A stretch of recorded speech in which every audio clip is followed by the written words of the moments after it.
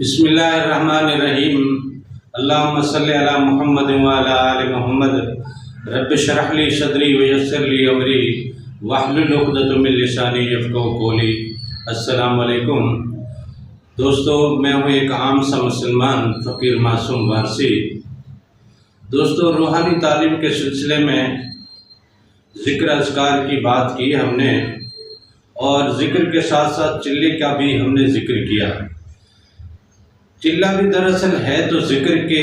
Type کا ہی ایک عمل ہے۔ اس میں بھی وہی انداز اپنایا جاتا ہے کہ ایک مخصوص وقت میں ایک مخصوص جگہ پہ بیٹھ کے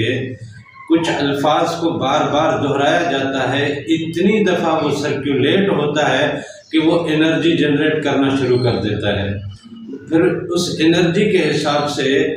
اگر آپ کے اندر بھی کوئی انرجی ہے اور اس چلے میں جو ذکر ہو رہا ہے یا وظیفہ ہو رہا ہے، اس وظیفے یا ذکر کے سے جو انرجی جنریٹ ہو رہی ہے، وہ انرجی آپ اخذ کر پاتے ہو کہ نہیں کر پاتے؟ یہ بڑی چیز میٹر کرتی ہے، یہ کوئی اتنی ہلکی چیز نہیں ہے۔ اس لیے زیادہ تر لوگ چلوں میں بیٹھنے والے اکثر پاگل ہو جاتے ہیں، دیوانے ہو جاتے ہیں، بیمار ہو جاتے ہیں، لوگ تو چلوں میں مر بھی جاتے ہیں۔ تو اس لیے یہ ایک بڑا ہی پیچیدہ معاملہ ہے۔ چلے میں بیٹھنے کے لیے لازم ہے کہ اس کے اپنے اندر بھی ذرا نور تو ہونا چاہیے، کوئی طاقت ہونی چاہیے، اور وہ طاقت آتی ہے اس کو یا تو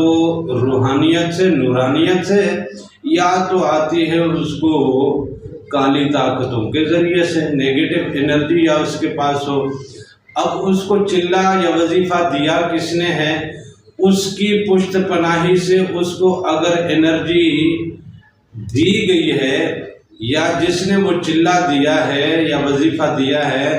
وہ اپنے انرجی کو اس کے ساتھ پروٹیکٹیبل رکھتا ہے، تو یہاں سے جنریٹ ہونے والی انرجی اس کو پروٹیکٹ کرے گی اور اس کی حفاظت کرے گی۔ نہیں تو چلے کے دوران اٹھنے والی انرجی، چاہے وہ پازیٹیو انرجی ہے یا نیگیٹو انرجی ہے،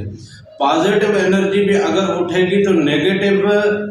انرجی والی کالی طاقتیں اس کو آ کے چھیڑیں گی، اس کے ساتھ آ کے لڑیں گی، کیونکہ کالی طاقتوں سے یا بری مخلوق کی اس سرکل سے یہ بندہ اب نکلنے جا رہا ہے، ایک نورانیت کے حالے میں جا رہا ہے، ایک نورانیت کی دنیا میں جا رہا ہے، نورانی طاقتوں میں ایک بندہ آپ سے آزاد ہو کے نکل رہا ہے، تو آپ اس سے لڑیں گے اور اپنی پوری کوشش کریں گے کہ یہ نکل نہ پائے۔ لہذا وہ پوری طور پہ کوشش کرتے ہیں کہ یہ نکل نہ پائے، اور اگر یہ نکلنے میں کامیاب ہو جاتا ہے تو وہ اپنا تمام جو رزلٹ ہے اس کے وہ نزدیک پہنچ جاتا ہے۔ اب رزلٹ اس کو کب ملے گا؟ رزلٹ کے حوالے سے کافی لوگ چلہ کر لیتے ہیں لیکن رزلٹ ان کو نہیں مل پا رہا ہوتا۔ اس کی وجہ یہ ہے کہ اس کے اندر جو انرجی تھی، یا اس کو جس نے وظیفہ یا چلہ دیا تھا، اس کی انرجی نے اس کو پروٹیکٹ تو کر رکھا، لیکن جو وظیفہ اس نے کیا اس کی انرجی اور اس کے اندر کی انرجی آپس میں مماثلت نہیں رکھتی، آپس میں کنیکٹ نہیں ہو پائی، اور اگر کنیکٹ نہیں ہو پائی تو اس کا رزلٹ اس کو نہیں ملے گا۔ لہذا جو وظیفہ کیا جا رہا ہے، یہ خیال کیا جائے، یہ اس چیز کا پورا بڑی باریکی سے اس کو اسٹڈی کیا جائے کہ یہ جو وظیفہ یا چلہ اس کو جس کو دیا جا رہا ہے، اس کے اندر وہ طاقتیں پہلے ہونی چاہیے جو اس چلے اور اس وظیفے سے جو انرجی جنریٹ ہوگی، اس انرجی کو یہ انرجی آپس میں کنیکٹ کر سکے۔ اگر یہ کنیکٹ کر جاتی ہے تو اس کو رزلٹ ملے گا، اگر یہ کنیکٹ نہیں کرتی تو اس کے اندر کی انرجی اور اس وظیفے کی انرجی آپس میں لڑتی رہے گی، اس کے لیے معاملات پھر بگڑتے رہے گی۔ لہذا اس بات کے لیے اس کو تیار کرنا بڑا لازمی ہے۔ فقیروں کے ہاں اپنے مصاحب کو اپنی صحبت کے رنگ میں رنگا جاتا ہے، اپنی ادائیں سکھائی جاتی ہیں، اپنے انداز سکھائے جاتے ہیں، اپنے رنگ میں رنگنے کے بعد اس کو وظائف کی دنیا میں یا اذکار کی دنیا میں لایا جاتا ہے۔ چلے نہیں دیتے فقیر لوگ، ہاں کچھ لوگ ایسے ہیں جو چلے دیتے ہیں لیکن وہ فقیر لوگ نہیں ہیں، وہ پیر ہوں گے یا ویسے چلے کرنے والے عملیات کے عامل لوگ ہوں گے۔ آپ اس کی شاگردی میں جاتے ہو، آپ اس کی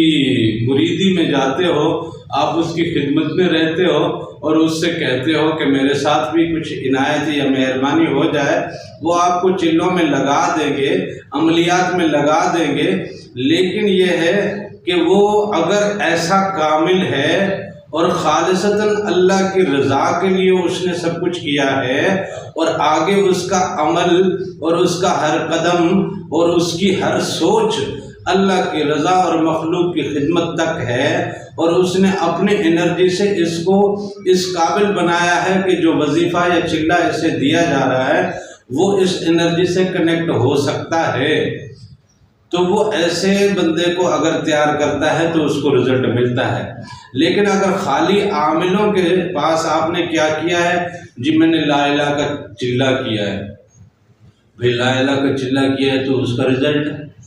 آپ نے کیا کیا ہے، جی میں نے تو آیت الکرسی کا چلہ کیا ہے تو جی اس کا رزلٹ۔ آپ نے کیا ہے، جی سورہ فاتحہ کا چلہ کیا ہے تو اس کا رزلٹ۔ اب رزلٹ ان کے پاس صرف اس لیے نہیں ہے کہ اس کے اپنے اندر کی انرجی اس انرجی سے کنیکٹ نہیں ہو پائی، اور اس کے لیے مزید مسائل کھڑے کر دیے اس نے۔ اب جو کالی طاقتیں ہیں یا نیگیٹو انرجی والی طاقتیں ہیں یا اس کے چلے میں جو طاقتیں آ کے اس کو ڈسٹرب کر رہی تھی، اب ان کے لیے گراؤنڈ بن گئی ہے کہ اس بندے کو ہم نے بہت روکا لیکن یہ رکا نہیں۔ اب یہ دونوں انرجیاں جب آپس میں ٹکرا رہی ہیں، سپارک کر رہی ہیں، لڑ رہی ہیں، ایسے میں یہ غیبی مخلوق یہ بھی آ کے اس کے اوپر حملہ کرتی ہے تو اس کی زندگی کے معاملات درہم برہم ہو جاتے ہیں، اور ایسے لوگ جو چلوں میں ناکام ہوتے ہیں وہ دنیا میں ایسے ذلیل و خوار ہوتے ہیں کہ ان کی پھر مثال نہیں ملتی۔ لہذا چلے میں اگر کوئی بیٹھتا ہے تو پہلے اس کو اس لیول پہ تیار کیا جائے کہ چلے کے دوران جو طاقتیں اس کے سامنے آئیں گی یا جو انرجی اس کے سامنے آئے گی یا جو انرجی اس کے انوائرمنٹ میں جڑے گی،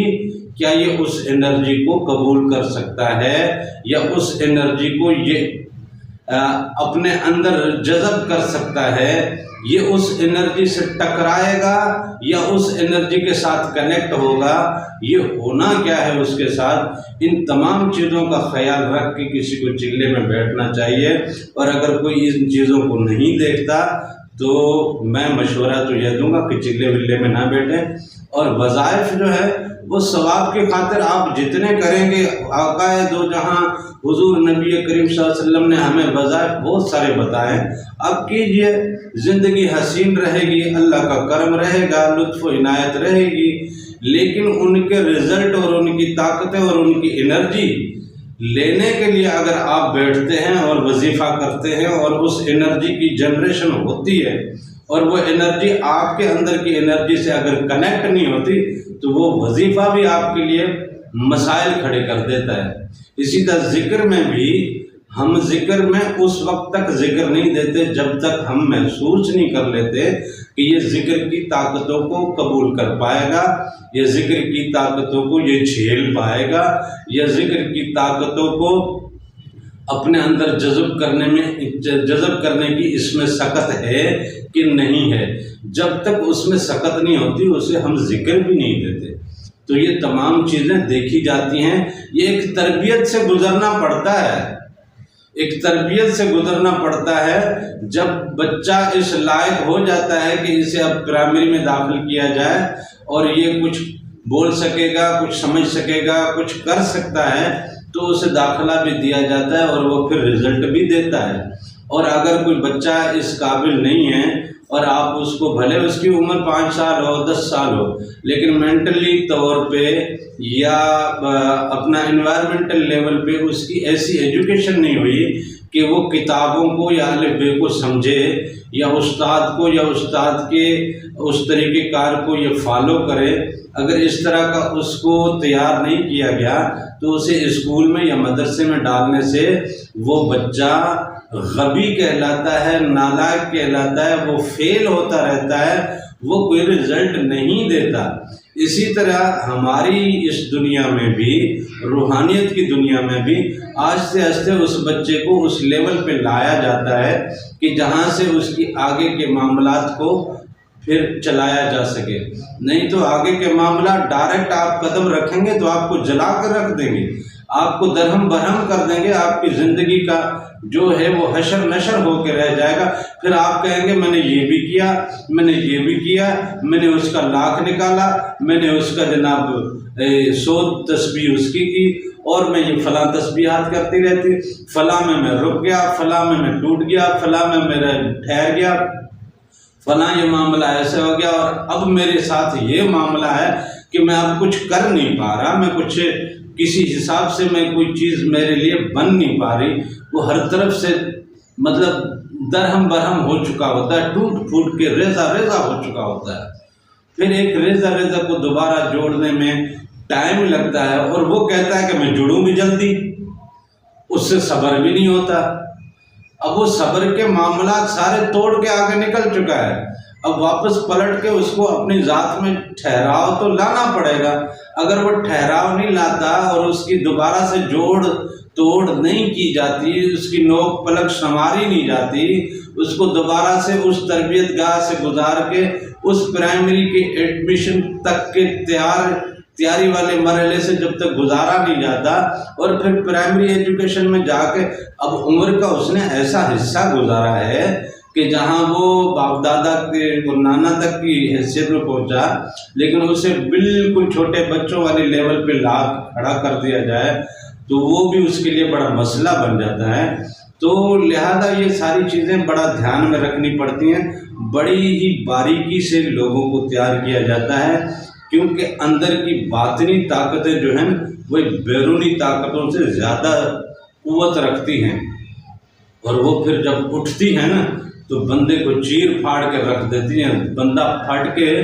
ریزہ ریزہ ہو جاتا ہے، کچھ نہیں بچتا اس کے پاس۔